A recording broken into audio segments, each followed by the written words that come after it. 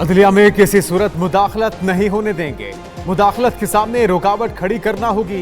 अगर मेरे काम में मुदाखलत हो और मैं ना रोक सकूं तो मुझे घर चले जाना चाहिए। चीफ जस्टिस काजी फाइज ईसा के रिमार्क्स। सुप्रीम कोर्ट में इस्लामाबाद हाईकोर्ट के 6 जजेस के खत पर आज खुद नोटिस केस की समाअत। चीफ जस्टिस ने कहा, अंदर से भी मुदाखलत होती है।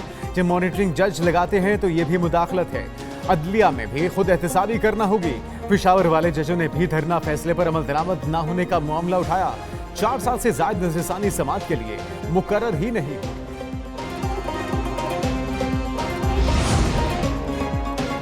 लिखकर दिया था कि जनरल फैज हमीद धरने के पीछे थे। ये मामला हुकूमत के बाद छोड़ दिया गया। चीफ जस्टिस काजी फाइज ईसा के रिमार्क्स। कहा कि लोग पटरी से हट जाएं तो फिर कानून साजी की जरूरत पड़ जाती है। हुकूमत आखिर कब कानून साजी करेगी? जब तक पार्लियामान मजबूत नहीं होगी, दूसरी ताकतें मजबूत होती जाएंगी।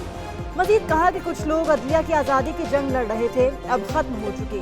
कुछ एक वक्त में एक मुकाम पर खड़े थे, आज एक दूसरे मुकाम पर हैं।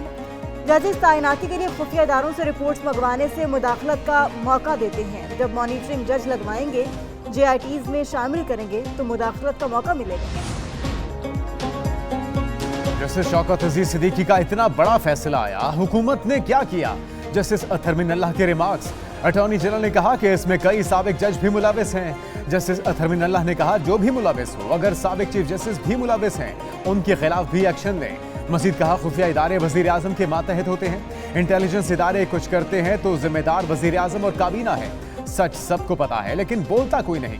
जो बोल पड़ता है उसके साथ वही होता है जो 6 जजों के साथ हो रहा है।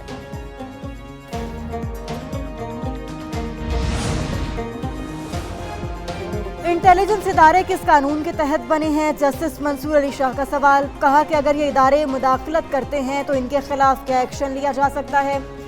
ये कैसी रियासत है जहां फोन सुनना भी आसान नहीं? खौफ होता है कहीं फोन टेप तो नहीं हो रहा। फोन पर बात करने के लिए महफूज मुकाम ढूंढना पड़ता है। क्या जमहूरी मुल्क में ऐसा होना चाहिए? जस्टिस नईम अख्तर अफगान ने रिमार्क्स दिए कि मुल्क में 3 एजेंसियां हैं, IB, ISI और MI। किस कानून के तहत बनी? आइंदा समाज पर इन एजेंसियों के कानून बताइए। एजेंसियां किस कानून के तहत काम करती हैं? जो मुदाखलत के खिलाफ खड़ा नहीं होता उसे जज की कुर्सी पर बैठने का हक नहीं। जस्टिस मुसरत हिलाली के रिमार्क्स। कहा, जज में सामना करने की हिम्मत होनी चाहिए। जो तजावीज़ दी गई ये सब खुद क्यों नहीं करते? सुप्रीम कोर्ट से इजाजत क्यों ले रहे हैं? जस्टिस जमाल मंदोखेल ने रिमार्क्स दिए। बेंच के 2 अरकान को हदफ बनाया गया।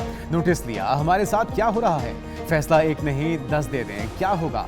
सुप्रीम कोर्ट में 5 हाई कोर्ट्स, अटॉर्नी जनरल और पाकिस्तान बार ने तजावीज़ दे दी। अजगुत नोटिस केस की मजीद समाअत 7 मई को होगी।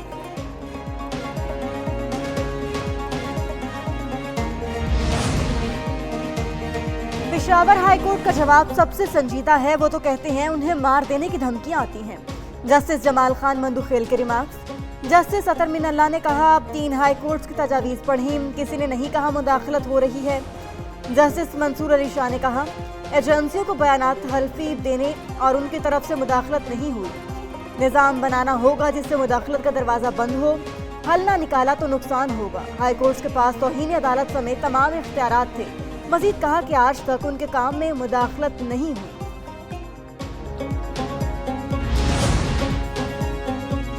जस्टिस बाबर सत्तार का अमरीकी green card. Senator Faisal Vawda ने आर्टिकल 19A के तहत मालूमात की फराहमी के लिए रजिस्ट्रार इस्लामाबाद हाईकोर्ट को दरखास्त दे दी।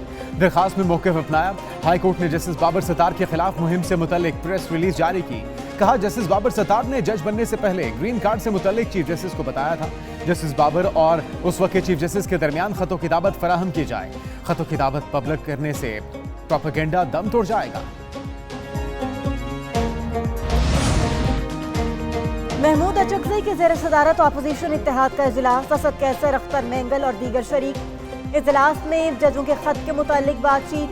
तहरीके तहफ़्फ़ुज़ आईन पाकिस्तान के इजलास में रहनुमाओं ने कहा कि जज साहिबान पर दबाव नाकाबिले बर्दाश्त है। मुल्क भर की बार काउंसिल और वकला से राबता किया जाएगा। जज इसके खत के मामले पर फुल कोर्ट समाअत करें। अदलिया की आज़ादी को यकीनी बनाया जाए और मुदाखलत करने वालों के खिलाफ कार्रवाई की जाए।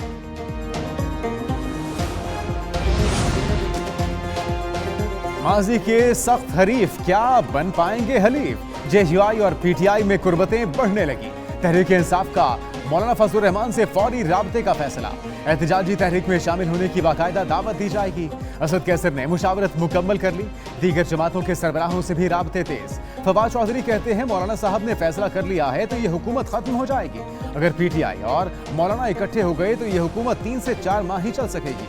मौलाना और सूबा खैबर पख्तूनख्वा एक तरफ खड़े हैं। सियासत में टेंशन कैसे होगी डिफ्यूज, कौन किससे बात करेगा, सब confuse.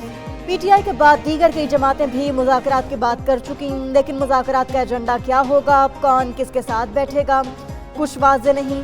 Peoples party Tehreek Insaf से बात करने की मुखालिफ। कमर जमान कायरा कहते हैं पीटीआई मुज़ाकरात नहीं चाहती, वो तमाम सियासी जमातों की तजलील कर रही है।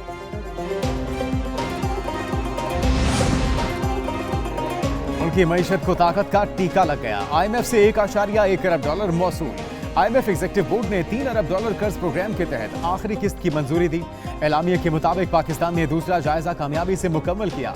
कर्ज प्रोग्राम के बाद माशी तरक्की की शरह 2% तक पहुंच रही है। महंगाई की शरह कम होना शुरू। वजीर आजम का किस्त के इजरा पर इजहार इत्मीनान। कहा जान लड़ाकर पाकिस्तान को माशी तरक्की दिलाएंगे। मुश्किल फैसलों के सम्राट माशी इस्तेहकाम की सूरत सामने आ रहे हैं।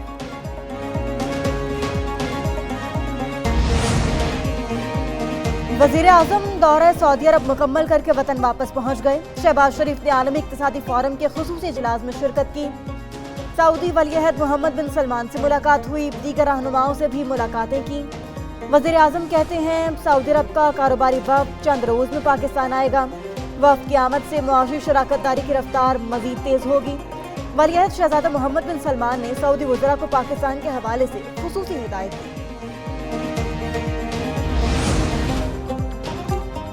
दौराने इद्दत निकाह केस में सजाओं के खिलाफ बानी पीटीआई और बुशरा बीबी की अपीलों पर समाअत। खावर मानिका का अदालत पर अदम एतमाद। जज शाहरुख अर्जुमन ने दरखास्त मुस्तरद कर दी।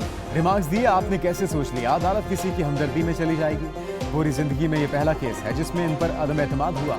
सबने कब्र में जाना है, उनकी हद तक बता दें क्या मसला है। अदालत में पीटीआई वकला और खावर मानिका के दरमियान सख्त जुमलों का तबादला।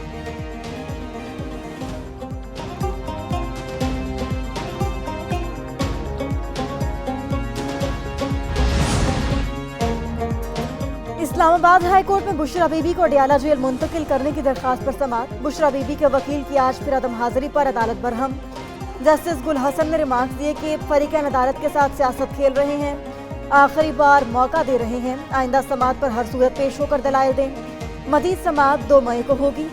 दूसरी जानिब बुशरा बीबी के अडियाला जेल में बानी पीटीआई से मुलाकात हुई।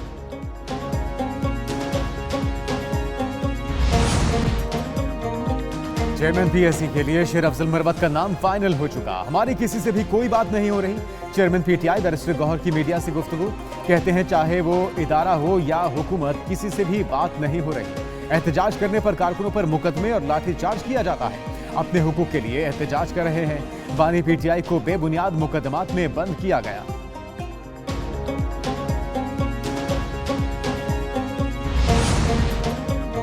पीटीआई से मुज़ाकरात की बात होगी तो सबके सामने होगी। हमारे मसाइल हल किए जाएं और पैसा दिया जाए।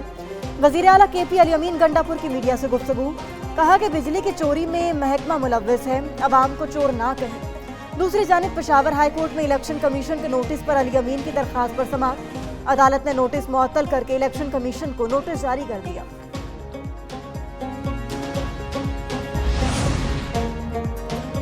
नवाज शरीफ किसान कार्ड के इजरा की उसूली मंजूरी। कैंसर मरीजों के लिए मुफ्त दवाएं।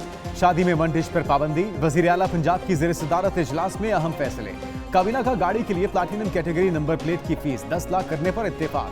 मरियम नवाज कहती हैं मुफ्त दवाओं की घरों में फराहमी का प्रोग्राम मई में शुरू होगा। काश्तकार के लिए पंजाब के सारे वसाइल हाजिर हैं। मिडिल मैन को किसान के इस्तेहसाल की इजाजत नहीं दे सकते।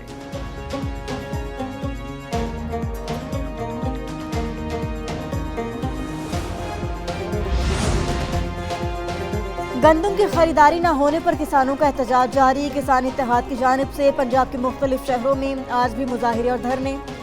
जमात इस्लामी के कारकुनों के भी मुख्तलिफ मुजाहिरों में शिरकत। बहावल नगर, फैसलाबाद, चीचावतनी, पाकपतन, नारोवाल और दीगर शहरों में एहतजाज किया गया। मुजाहिरीन की हुकूमत से फौरी गंदम खरीदारी का मुतालबा। दूसरी जानिब पंजाब असम्बली के बाहर एहतजाज पर गिरफ्तार किए गए तमाम किसान रिहा।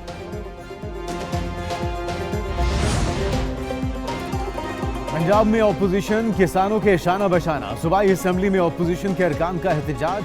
ऑपोजिशन लीडर अहमद खान भच्चर की क़यादत में अरकान ने मॉल रोड पर धरना भी दिया।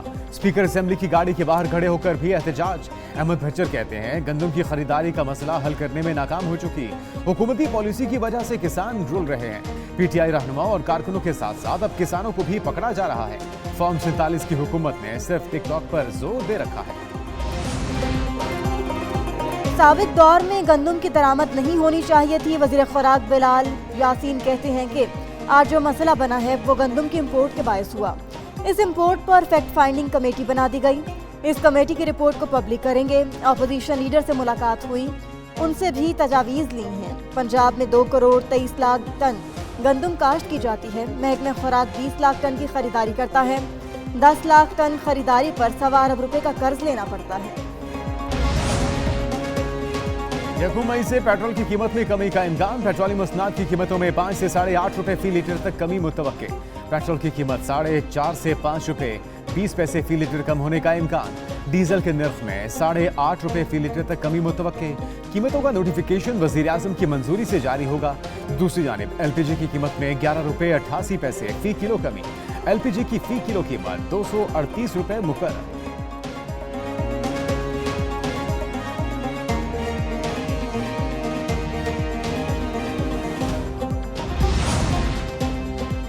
वफाकी वज़ीर दाखिला मोहसिन नकवी कराची पहुंच गए। रेंजर्स हेडक्वार्टर्स में इजलास की सदारत की। वज़ीर दाखिला ने सक्खर का भी दौरा किया। आप कहते हैं सिंध हुकूमत जब चाहेगी कच्चे में ऑपरेशन के लिए फौज इस्तेमाल करेंगे। कश्मीर घोटकी शिकारपुर में अमन कायम करने के लिए हर मुमकिन इकदाम करेंगे। मजीद कहा कि नादरा ऑफिस सक्खर को शहर के अंदर मुंतकिल किया जाएगा। पासपोर्ट ऑफिस की इमारत 6 माह में मुकम्मल हो जाएगी।